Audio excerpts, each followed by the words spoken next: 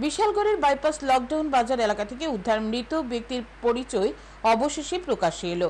বুধবার সন্ধ্যায় বিশালগড় থানাধীন লকডাউন বাজার এলাকা থেকে উদ্ধার হয় অজ্ঞাত পরিচিত এক ব্যক্তির মৃতদেহ রাখা হয় বিশালগড় হাসপাতালের মর্গে।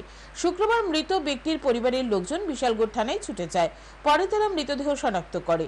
জানা যায় মৃত ব্যক্তির নাম সুকুমার বর্মন। বুধবার গন্ডাছড়া মেলা থেকে মালবাহী গাড়িতে করে আগরতলা যোগেন্দ্রনগর এলাকায় নিজ বাড়িতে যাওয়ার সময় বিশালগড় লকডাউন চৌমুহনী এলাকায় গাড়ি থেকে ছিটকে পড়ে মৃত্যু হয় 58 বছর বয়সী সুকুমার বর্মনের। অভিযোগ, ওই গাড়িতে থাকা অন্য যাত্রীরা এই ঘটনা প্রত্যক্ষ করলেও তারা সুকুমার বর্মনের বাড়িতে কিংবা পুলিশকে কোনো কিছু জানায়নি। এই দিন ময়না তদন্তের পর পুলিশের উপস্থিতিতে সুকুমার বর্মনের মৃতদেহ পরিবারের হাতে তুলে দেওয়া হয়। মৃত সুকুমার বর্মনের বাড়ি রাজধানীর যোগেন্দ্রনগর এলাকায়।